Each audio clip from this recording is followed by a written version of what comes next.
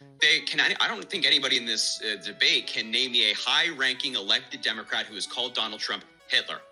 I don't even know what to call him. I've called him so many things, but this wannabe Hitler for sure. I don't know if anyone in that debate proved Harry wrong or not, but what I do know is that Jasmine Crockett has done this, and Democrats as a whole have been comparing Donald Trump to Hitler.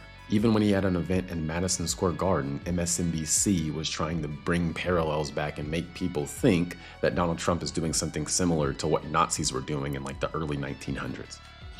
But that jamboree happening right now, you see it there on your screen, in that place is particularly chilling because in 1939, more than 20,000 supporters of a different fascist leader, Adolf Hitler, packed the garden for a so-called pro-America rally.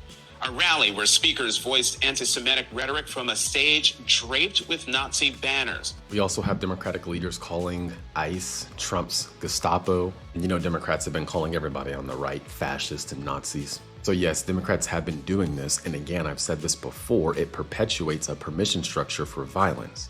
And the Democrats have a political violence problem right now. That is not debatable. That is a fact. The technical term for what they're doing is stochastic terrorism.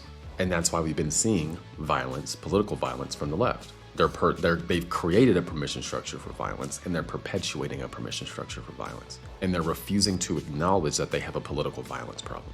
It's like the modern left will take no accountability for what they do wrong.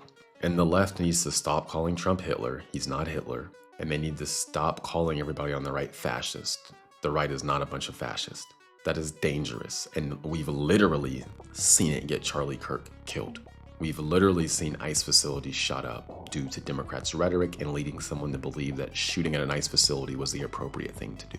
And don't forget, Charlie Kirk's murderer quite literally had anti-fascist writings encased on the bullet casings. So Harry trying to act like leaders on the left aren't calling Trump a fascist and calling him a Nazi and calling him Hitler and all these things is not true.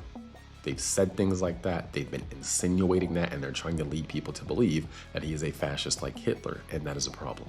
We need to stop doing that and just be intellectually honest and debate the points that they disagree with Republicans on politically, not just calling them fascist. Also, don't forget I have a free email newsletter where I give you morning updates about what's going on. The link to that's in my profile. Just go there, click the link. You'll see the screen right here. Drop your email in, hit subscribe, and you'll be good to go. Anyway, that's all I got for now.